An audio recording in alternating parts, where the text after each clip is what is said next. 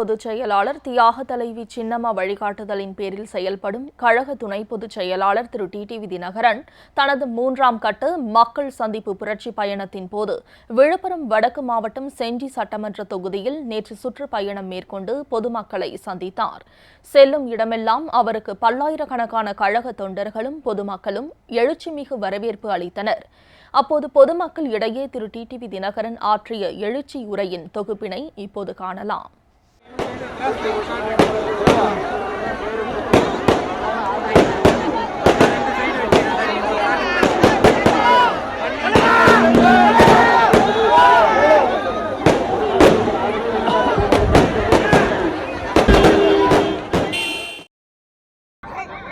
இன்றைக்கு ஆட்சியிலே அமர்ந்திருக்கின்ற திரு எடப்பாடி பழனிசாமி அவர்கள் மக்களின் நலனை எல்லாம் மறந்துவிட்டு அவரும் 33 அமைச்சர்களும் நிம்மதியாக இருந்தால் போதும் என்று தமிழக மக்களின் நலனை எல்லாம் ஓரம் தள்ளிவிட்டு மத்தியிலே ஆள்பவர்களுக்கு இன்றைக்கு தமிழ்நாடு அரசாங்கம் என்பது அனைத்து இந்திய அண்ணா திராவிட முன்னேற்ற கழகம் என்பது ஒரு கிளை நிறுவனம் போல செயல்பட்டுக் கொண்டிருக்கிறது என்பதுதான் வேதனை அளிக்கின்ற ஒரு வருத்தமான செய்தியாகும். புரட்சித் தலைவர் டாக்டர் எம்ஜிஆர் அவர்கள் உருவாக்கிய இந்த இயக்கம் 15 ஆண்டுகள் அவர் எப்படியெல்லாம் பாடுபட்டு குறிப்பாக 72 77 வரை திராவிட முன்னேற்ற கழகத்தின் அடக்குமுறைகளை அதிகார துஷ்பிரயோகங்கள் எல்லாம் கையாண்டு வெற்றிகரமாக எதிர்கொண்டு 77 ஆட்சிக்கு வந்த புரட்சி தலைவர் அவர்கள் தமிழக மக்களாகிய உங்களின் ஆதரவோடு தொடர்ந்து 10 ஆண்டுகள் தமிழகத்திலே அவர் சிறந்த ஆட்சியை கொடுத்தார்கள்.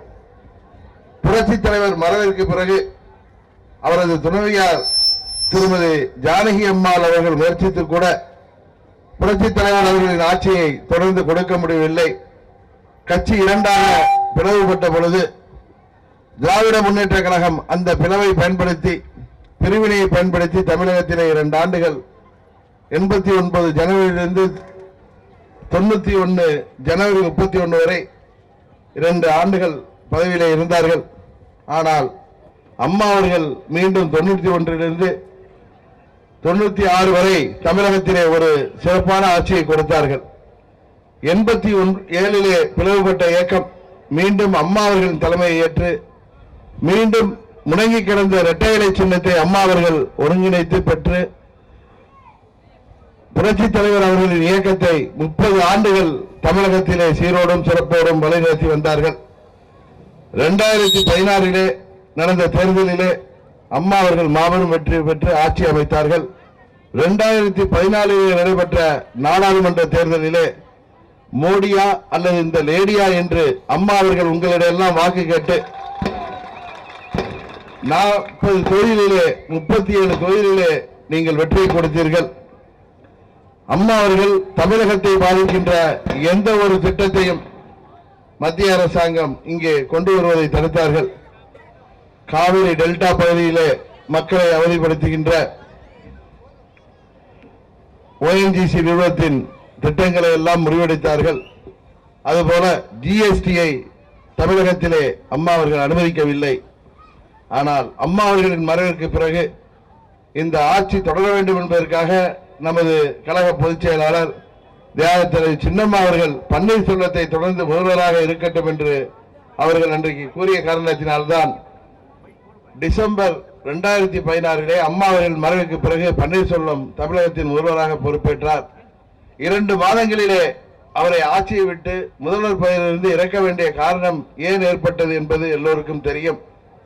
அவர் பாரதிய ஜனதா கட்சியிலே நமது அனைத்து இந்திய அண்ணா திராவிட முன்னேற்ற கழகத்தை அதற்கு ஒரு கிளை நிறுவனம் போல் இங்கே நடத்திவிடலாம் என்று பன்னீர்செல்வம் முடிவு செய்து கட்சி அடமானம் வைக்கின்ற வேலையில் ஈடுபட்டதனால் அவர் பதவியிலிருந்து தூக்கி எறியப்பட்டார்.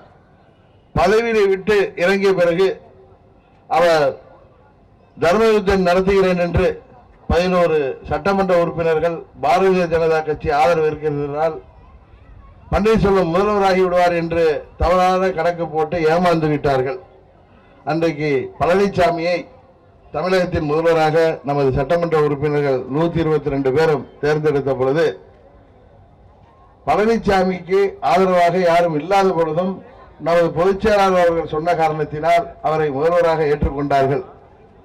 ஆனால் பழனிசாமியும் பிஜேபியின் ஏஜெண்டாக மாறுகின்ற சூழ்நிலை ஏற்பட்டது. காரணம், அவரது உறவினர்கள் மீது இருந்த வழக்குகளால் உறவினர்களும் அவரும் கைதாகிவிடுமோ என்கிற பயத்திலே அவர் பாரதிய ஜனதா கட்சிக்கு ஏஜெண்டாக இங்கே செயல்பட தொடங்கியதால் 30 ஆண்டுகள் அம்மா அவர்களுடன் இருந்து அம்மா அவர்களுக்கு பாதுகாப்பாக இருந்த பொதுச் செயலாளர் சின்னம்மா அவர்களை பொதுச் செயலாளர் பதவியிலிருந்து நீக்கி இவர்கள் எல்லோரும் சேர்ந்து துணை பொதுச் செயலாளர் ஏற்றுக்கொண்ட என்னையும் பதவியிலிருந்து நீக்கிவிட்டு இவர்கள் தமிழகத்திலே காட்டாட்சியை தொடங்கினார்கள்.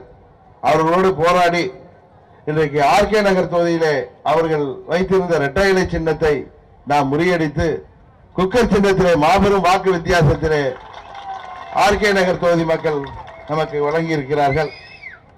விரைவிலே நமக்கு ஆதரவாக இருக்கின்ற அந்த 18 சட்டமன்ற உறுப்பினர்களின் பதவி நீக்கம் செல்லாது என்கின்ற தீர்ப்பு நிச்சயம் நீதி நம் பக்கம் இருக்கிற காரணத்தினால் கிடைக்கும். பழனிசாமி சட்டமன்றத்திலே அறுதி பெரும்பான்மையை நிச்சயம் நிரூபிக்க முடியாமல் போய் அவர் இந்த ஆட்சியை தொடர முடியாத நீங்கள் எல்லாம் எதிர்பார்க்கின்ற இந்த ஆட்சி மாற்றம் நிச்சயம் ஏற்படும். மீண்டும் அம்மா அவர்களின் ஆட்சியை தமிழகத்திலே நாங்கள் உருவாக்குவோம். ஏழை எளிய மக்களை பெரிதும் பாதிக்கின்ற இந்த பழனிசாமி அரசாங்கம் கொண்டு வந்த பேருந்து கட்டண உயர்வை நிச்சயம் குறைத்து நீங்கள் ஏற்றுக்கொள்கின்ற அளவிற்கு அந்த பேருந்து கட்டணத்தை நிச்சயம் நிர்ணயம் செய்வோம். அதுபோல தமிழகத்திலே வாழ்கின்ற முதியோர்களுக்கான உதவித்தொகை பெரும்பாலான இடங்களிலே அவர்களுக்கு கொடுக்கப்படாமல் நிறுத்தி வைக்கப்பட்டிருக்கிறது. அதுபோல விதவைகளுக்கான உதவித்தொகையும் இந்த அரசாங்கம் கொடுக்காமல் நிறுத்தி வைத்திருக்கிறது. அதையெல்லாம் நிச்சயம் நாங்கள் மீண்டும் ஏற்கனவே கொடுக்கப்பட்ட அனைவருக்கும் தகுதியான அனைவருக்கும் நிச்சயம் முதியோர் உதவித்தொகையும் விதவைகள் மறுவாழ்வு தொகையும் நிச்சயம் வழங்குவோம் என்பதையும் இந்த நேரத்திலே சொல்லிக்கொண்டு, இந்த பகுதியிலே ஒரு அமைச்சர் இருக்கிறார். அவங்களுக்கு யார் என்று தெரியும். அவர் நமது மாவட்டத்தை சேர்ந்தவர் என்றாலும் அவர் இன்றைக்கு துரோகிகளின் அணியிலே இருக்கின்ற காரணத்தினால் நமது மாவட்டத்திற்கு ஏதாவது ஒரு நல்ல திட்டத்தை கொண்டு வந்தாரா என்பதை தயவு செய்து எண்ணி பார்க்க வேண்டும். அதனால்தான் அவரை விழுப்புரம் தொகுதியிலே மீண்டும் தேர்தலிலே போட்டுவிட்டால் அவர் அங்கே டெபாசிட் இழந்து விடுவார் என்பதற்காக அருகிலே உள்ள மயிலம் தொகுதியிலே வந்து அவர் போட்டியிடுவதற்காக முயற்சிகள் செய்து கொண்டிருக்கிறார். நேற்று நான் இரவு மயிலம் தொகுதியிலே சுற்றுப்பயணம் செய்த பொழுது அந்த பகுதியைச் சேர்ந்த மக்கள் நிச்சயம் அவரை இங்கே துரோகத்திற்கு துணை போன அவரை நாங்கள் நிச்சயம் அவரை டெபாசிட் இழக்க செய்வோம் என்ற உறுதியை என்னிடம் கூறினார்கள். அதுபோல நமது செஞ்சி தொகுதியிலே அனைத்து இந்திய அண்ணா திராவிட முன்னேற்ற கழக அம்மா அவர்களின் உண்மையான விசுவாசியான தொண்டரை இங்கே நாங்கள் வேட்பாளரை நிறுத்துவோம். அவரை நீங்கள் எங்களுக்கு ஒதுக்கப்படுகின்ற சின்னம் இன்றைக்கு குக்கர் சின்னத்தை கேட்டிருக்கிறோம். அந்த சின்னம் கிடைக்கும் என்ற நம்பிக்கையில் உங்களிடம் எல்லாம் வந்திருக்கின்றேன். எங்கள் வேட்பாளர் போட்டியிடுகின்ற வேட்பாளராக போட்டியிடுபவரை நீங்கள் வெற்றி பெறச் செய்து மீண்டும் தமிழகத்திலே அம்மா அவர்களின் ஆட்சியை உருவாக்கிட எங்களுக்கு உறுதுணையாக இருக்க வேண்டும் என்று கேட்டுக்கொள்ளத்தான் இன்றைக்கு உங்களை எல்லாம் இங்கே சந்திக்க வந்திருக்கின்றேன். நமது ஆலம்பூண்டி மக்களின் கோரிக்கைகளான புதிய மகளிர் உயர்நிலை ஆலம்பூண்டி மக்கள் கோரிக்கையான புதிய மகளிர் உயர்நிலைப் பள்ளி வேண்டும் என்ற கோரிக்கையும், ஒழுங்குமுறை நெல் கொள்முதல் விற்பனை கூடம் திரும்ப தொடங்க வேண்டும் என்ற கோரிக்கையும், வராக நதியில் கூடம்பட்டு மக்களின் வாழ்வாதார அணை கட்ட வேண்டும் என்ற கோரிக்கையும், செம்மேடு சர்க்கரை ஆலையில் கரும்பு விவசாயிகளின் நிலத்தொகை திரும்ப பெற்றுத்தர வேண்டும் என்ற கோரிக்கையும் நிச்சயம் நாங்கள் நிறைவேற்றி தருவோம். அது மாத்திரமல்ல, நமது பகுதி மக்களின் தேவைகள் அனைத்தையும் நிறைவேற்றி தருகின்ற உண்மையான டாக்டர் எம்ஜிஆர் அவர்களின் அரசாக, புரட்சி தலைவி அம்மா அவர்களின் அரசாக இந்த அரசு செயல்படும் என்பதை இந்த நேரத்திலே உறுதியாக கூறிக்கொண்டு உங்கள் அனைவருக்கும் எனது நன்றியை கூறி விடைபெறுகின்றேன்.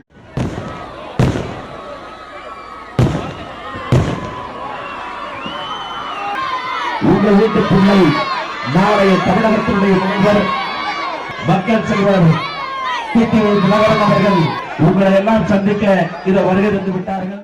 தமிழகத்தில் இன்றைக்கு நடைபெற்றுக் கொண்டிருக்கின்ற இந்த மக்கள் விரோத காட்டாட்சியை ஒரு முடிவுக்கு கொண்டு வர வேண்டும். நிச்சயம் இந்த மக்கள் விரோத துரோக ஆட்சி முடிவுக்கு வரும். மீண்டும் அம்மா அவர்களின் ஆட்சியை தமிழகத்திலே நாம் உருவாக்கிட நீங்கள் அனைவரும் எங்களுக்கு ஆதரவளி என்று உங்கள் அனைவரையும் நான் கேட்டுக்கொள்ளத்தான் இன்றைக்கு இங்கே வந்திருக்கின்றேன். தமிழகத்திலே அம்மா அவர்களின் ஆட்சி, இது அம்மா அவர்களின் ஆட்சி என்று மூச்சுக்கு மூச்சு சொல்பவர்கள் இது அம்மாவின் ஆட்சியா நடத்துகிறார்கள் என்பதை நீங்கள் எண்ணி பார்க்க வேண்டும். காரணம், ஏழை எளிய மக்களை பாதிக்கின்ற தமிழகத்திலே கிட்டத்தட்ட 2 கோடி பேருக்கு மேல் தினமும் பேருந்துகளிலே பயணம் செய்கிறார்கள். அரசு பேருந்துகளிலே பயணம் செய்பவர்கள் பெரும்பாலும் ஏழை எளிய சாமானிய மக்கள் தான். அவர்களை பாதிக்கின்ற விதமாக கிட்டத்தட்ட 60% மேல் பேருந்து கட்டணத்தை உயர்த்திய காரணத்தினால் இன்றைக்கு மக்கள் அந்த சுமையை தாங்க முடியாமல் எவ்வளவு கஷ்டப்படுகிறார்கள் என்பது எல்லோருக்கும் தெரியும். ஆனால் இந்த ஆட்சியாளர் நினைத்தார் மத்தியிலே உள்ளவருடன் பேசி அரசு பேருந்துகளுக்கான டீசல் விலையை, சுங்க வரியை அவர்கள் விலக்கு பெற்றால் கூட இந்த பேருந்து கட்டணத்தை உயர்த்த வேண்டிய அவசியம் நமக்கு இருந்திருக்காது. ஆனால் இவர்கள் தங்களும் தங்கள் குடும்பமும் மாத்திரம் வாழ்ந்தால் போதும் என்று இன்றைக்கு தமிழகத்திலே இருக்கின்ற முதல்வர், துணை முதல்வர் உட்பட 33 பேரும் சட்டமன்ற உறுப்பினர்களை மாத்திரம் சரியாக வைத்துக் கொண்டால் போதும் என்று 7.5 கோடி தமிழ்நாட்டு மக்களின் நலனை எல்லாம் அவர்கள் பின்னுக்கு தள்ளிவிட்டு 100 சட்டமன்ற உறுப்பினர்களை மாத்திரம் அவர்கள் தங்கள் கையிலே வைத்துக் கொண்டு இந்த ஆட்சியை எப்படியாவது தொடர்ந்து விடலாம் என்று அவர்கள் முயற்சி செய்கிறார்கள். ஆனால் மக்களின் ஆதரவு அவர்களுக்கு இல்லை என்று தெரிந்த காரணத்தினால்தான் அந்த அமைச்சர்கள் இங்கே வந்து உங்களை எல்லாம் சந்திக்க பயந்து கொண்டு வராமல் அவர்கள் சென்னையிலேயே தங்கிவிடுகிறார்கள் என்பது உங்களுக்கு தெரியும். நமது பகுதி மக்களில் அதிகமானோர் முதியோர் உதவித்தொகை பெற்றவர்கள் இன்றைக்கு கிடைக்காமல் தத்தளிக்கிறார்கள். அதுபோல விதவைகளுக்கான மறுவாழ்வு தொகையும் இவர்களுக்கு கிடைக்காமல் இன்றைக்கு அவதிப்படுகிறார்கள் என்பது தெரியும். அதுபோல விவசாயிகளின் பிரச்சனையாக இருந்தாலும் சரி, அரசு ஊழியர்களின் பிரச்சனையாக இருந்தாலும் சரி, ஆசிரியர்களின் பிரச்சனையாக இருந்தாலும் சரி, எந்த ஒரு பிரச்சனையும் இந்த அரசாங்கம் கையாளாமல் தாங்களும் தங்கள் குடும்பமும் வாழ்ந்தால் போதும் என்று தங்களின் வருமானத்தை மாத்திரம் பார்த்து கொண்டு இவர்கள் இங்கே ஆட்சி செய்கிறார்கள். நிச்சயம் இந்த ஆட்சியை முடிவுக்கு கொண்டு வர நீங்கள் அனைவரும் எங்களுக்கு ஆதரவளிக்க வேண்டுமாய் உங்களை கேட்டுக்கொள்கின்றேன். நமது கடக்கன் குப்பம் மக்களின் கோரிக்கையான மழைக்காலங்களில் பாக்கம் மலையில் பெருகும் மழை நீரை விவசாயிகள் பயன்பெறும் வகையில் இங்கே ஒரு அணை கட்ட வேண்டும் என்ற உங்கள் கோரிக்கையும் நமது செஞ்சி தாலுகாவில் அரசு கலை மற்றும் அறிவியல் கல்லூரி இல்லை, அதை செஞ்சி தாலுகாவிலே துவங்க வேண்டும் என்ற கோரிக்கையும், ஆய்வில் மட்டுமே உள்ள நமது நந்தன் கால்வாய் திட்டத்தை செயல்படுத்த வேண்டும் என்ற கோரிக்கையும் நிச்சயம் வருங்காலத்திலே அம்மா அவர்களின் ஆட்சி அமைத்து நாங்கள் உருவாக்கி தருவோம் என்ற உறுதியை இந்த நேரத்திலே கூறிக்கொள்கின்றேன். இந்த இனிய நிகழ்ச்சியில ஏற்பாடு செய்த நமது செஞ்சி ஒன்றிய கழக செயலாளர் கௌதம் சாகர் அவர்களுக்கும், ஒன்றிய விவசாய பிரிவு செயலாளர் திரு கே குப்பன் அவர்களுக்கும், ஒன்றிய எம்ஜிஆர் மன்ற செயலாளர் திரு ஏ ஜெயபாலன் அவர்களுக்கும், ஒன்றிய அம்மா பேரவை செயலாளர் திரு கோவிந்தன் அவர்களுக்கும், ஒன்றிய மாணவனி செயலாளர் திரு ஜே சரவணன் அவர்களுக்கும், ஒன்றிய அமைப்பு செயலாளர் திரு பி சிவகுமார் அவர்களுக்கும், மீனவரின் ஒன்றிய செயலாளர் திரு ஆறுமுகம் அவர்களுக்கும் மற்றும் இங்கே வருகை பொறுத்திருக்கின்ற உங்கள் அனைவருக்கும் எனது நன்றியை கூறிக்கொண்டு, நமது மணவன்தாங்கல் ஊராட்சியைச் சேர்ந்த திமுக ஊராட்சி செயலாளர் திரு எம்.ஜி. சுப்பிரமணிய அவர்கள் இங்கே நமது கழகத்திலே தன்னை இணைத்துக் கொள்கிறார். அவரை வருக வரவேற்று இங்கே வருகை புரிந்திருக்கின்ற பெரியோர்களுக்கும் தாய்மார்களுக்கும் இளைஞர்களுக்கும் எனது நன்றியை கூறி, என்றென்றைக்கும் உங்களது வீட்டு பிள்ளையாக நாங்கள் செயல்படுவோம். எங்களுக்கு ஆதரவு அளிக்க வேண்டும். அம்மா அவர்கள் ஆட்சியை மீண்டும் தமிழகத்திலே கொண்டு வர நீங்கள் எங்களுக்கு என்றென்றும் ஆதரவு அளிக்க வேண்டும் என்று கோரி விடைபெறுகின்றேன். வருகை தந்திருக்கிற மக்கள் செல்வருக்கு உங்கள் பகுதியை சார்ந்த டாக்டர் இடம்பெழுதி அவர்கள் ஊக்கத்தை கொடுக்கிறார்கள். இன்றைக்கு எதற்காக நான் உங்களை சந்தித்து உங்களது ஆதரவை தேடி வந்திருக்கிறேன் என்பது உங்களுக்கு நன்றாக தெரியும். காரணம், தமிழகத்திலே இன்றைக்கு நடைபெற்றுக் கொண்டிருக்கின்ற நீங்கள் விரும்பாத இந்த மக்கள் விரோத துரோக ஆட்சி விரைவிலே முடிவுக்கு வரும். நீங்கள் எதிர்பார்த்தது போல இந்த ஆட்சி முடிவுக்கு வந்து மீண்டும் தமிழகத்திலே அம்மா அவர்களின் ஆட்சியை நாங்கள் உருவாக்கிட நீங்கள் எங்களுக்கு ஆதரவு அளிக்க வேண்டுமாய் உங்கள் அனைவரையும் நான் பணிவன்போடு கேட்டுக் கொள்கின்றேன்.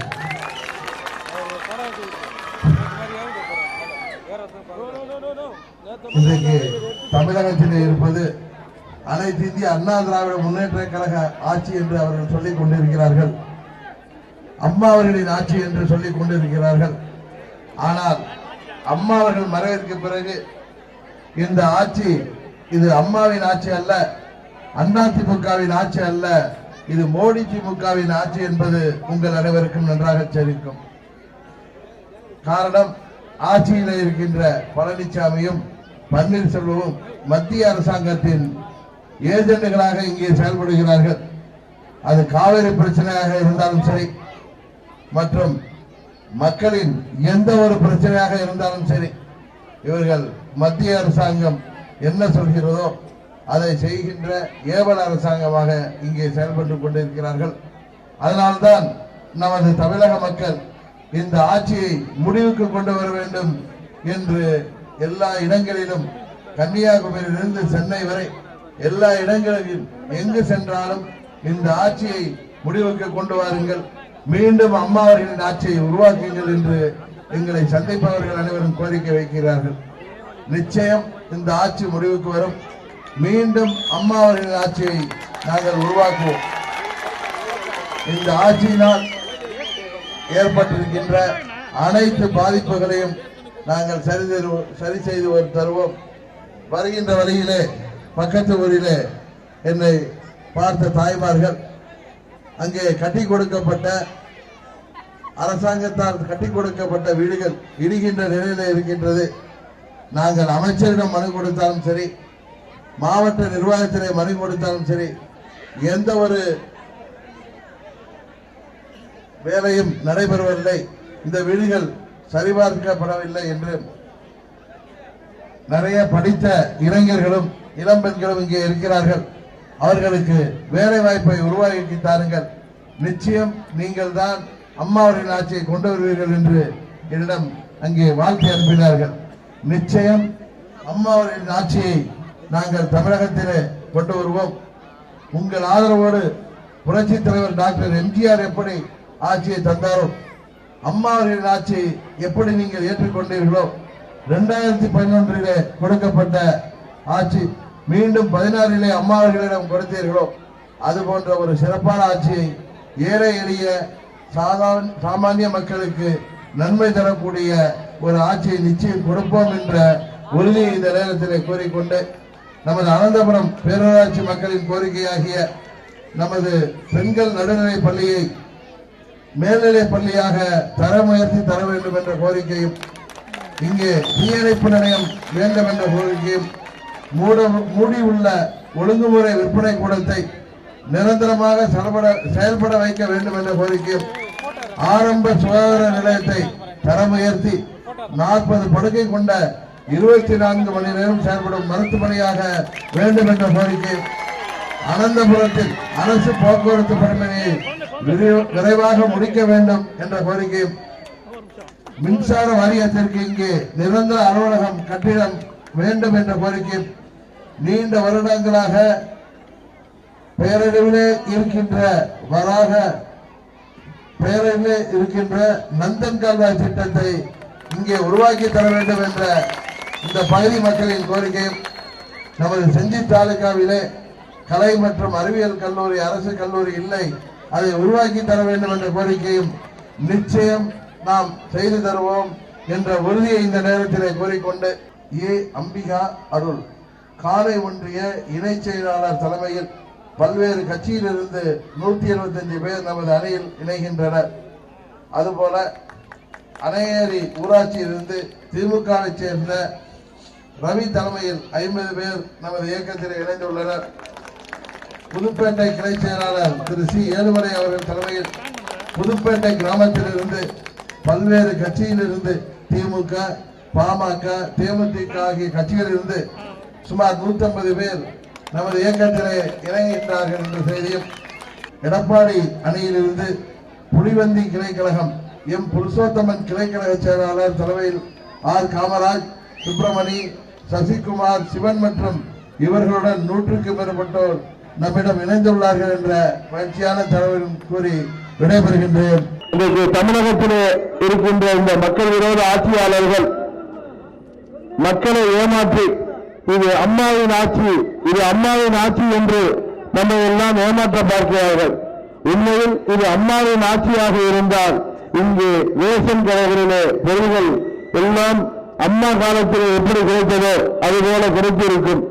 அதுபோல புரட்சித் தலைவர் காலத்திலும் சரி, புரட்சித் தலைவர் அம்மாவர்கள் காலத்திலும் சரி, ஏழை எளிய மக்கள், சாமானிய மக்கள் பயணிக்கின்ற அரசு பேருந்தின் கட்டணம் உயர்த்துகின்ற தேவை ஏற்படும் பொழுது அது மக்களை வாட்டாமல் வளைக்காமல் மக்களால் தாங்கிக் கொள்கின்ற அளவிற்குத்தான் அன்றைக்கு பேருந்து கட்டண உயர்வு இருந்தது.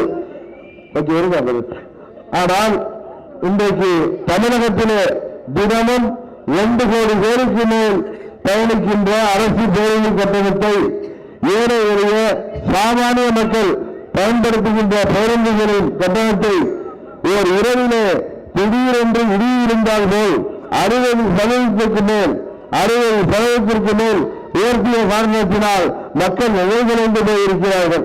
இந்த ஆட்சியாளர்கள் மத்தியிலே உள்ளவர்களுக்கு ஏஜெண்டாக செயல்படுகிறார்கள் என்பது உங்களுக்கு தெரியும்.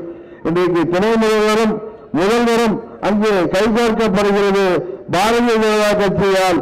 டெல்லியிலே இன்றைக்கு அம்மாவின் கட்சி, புரட்சித் தலைவர் உருவாக்கிய இந்த கட்சியை வழிநடத்துபவர்கள் பாரதிய ஜனதா கட்சியினர் என்பதுதான் உண்மை.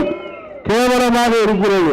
காரணம், புரட்சித் தலைவர் எம்ஜிஆர் அவர்கள் உருவாக்கிய இந்த இயக்கத்திற்கும் அம்மா அவர்களால் 30 ஆண்டுகள் வழிநடத்தப்பட்ட இந்த இயக்கத்திற்கும் பாரதிய ஜனதாவிற்கும் என்ன சம்பந்தம் இருக்கிறது? இன்றைக்கு அனைத்து இந்திய அண்ணா திராவிட முன்னேற்ற கழகத்திலே புரட்சித் தலைவர் உருவாக்கிய பொதுச் செயலாளர் என்ற பதவி, அம்மா அவர்கள் இருந்த பொதுச் செயலாளர் என்ற பதவியே இவர்கள் நீக்கிவிட்டு மோடியை பொதுச் செயலாளராக நினைத்துக் கொண்டு இங்கே நம்மை எல்லாம் ஏமாற்ற பார்க்கிறார்கள். 2014 அம்மா அவர்கள் பாராளுமன்ற தேர்தலின் பொழுது இந்தியா முழுவதும் மோடி அலை வீசினாலும் தமிழகத்திலே மோடியா அல்லது இந்த லேடியா என்று கேட்டு வாக்கு கேட்டார்கள். நீங்கள் அவருக்கு 40 தொகுதிகளிலே 37 தொகுதிகளை தந்து இதுவரை தமிழக வரலாற்றிலே எந்த ஒரு தனிப்பெரும் கட்சியும் இத்தனை பாராளுமன்ற உறுப்பினர்களை பட்டிருக்கவில்லை என்கின்ற அளவிற்கு அம்மா அவர்களுக்கு ஆதரவு அளித்தீர்கள்.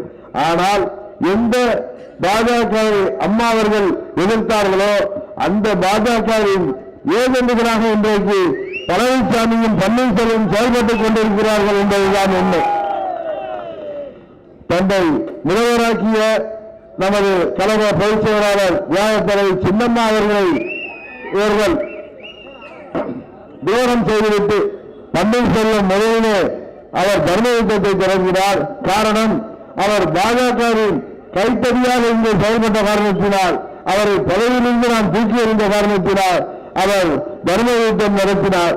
அதுபோல பழனிசாமி இன்றைக்கு முதலான பிறகு தானும் தனது குடும்பமும் எந்த வழக்கிலும் மாட்டிக்கொள்ளக்கூடாது, ஏற்கனவே அவர்கள் மீது உள்ள பிரச்சனைகளினால் அவர்கள் கைதாகிவிடக்கூடாது என்பதற்காக அவர்கள் பாஜகவின் கைக்கூலிகளாக இங்கே செயல்பட்டுக் கொண்டிருக்கிறார்கள்.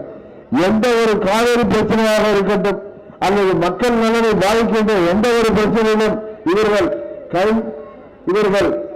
காது சாராதவர்கள் போல, இவர்கள் உரிமைகள் போல இன்றைக்கு செயல்பட்டுக் கொண்டிருக்கிறார்கள். இவர்களை முடிவுக்கு கொண்டு வர வேண்டும், இந்த ஆட்சி முடிவுக்கு கொண்டு வர வேண்டும் என்பதற்காகத்தான் 7 கோடி தமிழ்நாட்டு மக்களின் எண்ணத்தை வெளிப்படுத்துகின்ற விதமாக ஆர்கே நகர் தொகுதி மக்கள் உதயசூரியன் சின்னத்தையும் இரட்டை சின்னத்தையும் அங்கே தோற்கடித்து சுயேட்சையாக போட்டியிட்ட என்னை மாபெரும் வாக்கு வித்தியாசத்தில் வெற்றி பெறச் செய்தார்கள். உங்களுக்கு நன்றாக தெரியும். ஆர்கே நகர் என்பது இதே நேரம் அம்மா அவர்கள் புரட்சி தலைவர் அம்மா அவர்கள் 2 முறை வெற்றி பெற்ற அவரை முதலமைச்சராக்கிய தொகுதி. அந்த தொகுதி மக்கள் இரட்டை சின்னத்தையே ஒதுக்கிவிட்டு புதிய சின்னத்திலே சுயேட்சை சின்னத்திற்கு வாக்களிக்கின்றார்கள் என்றால் இன்றைக்கு அனைத்து இந்திய அண்ணா திராவிட முன்னேற்ற கழகம் என்பது அது அம்மாவின் கட்சி அல்ல என்பதை அவர்கள் உணர்ந்திருக்கின்ற காரணத்தினால்தான். இதுபோல வருங்காலத்திலே இந்த தேவிகள் அமைதியா இருக்கு மக்கள் விரோத ஆட்சியாளர்களின்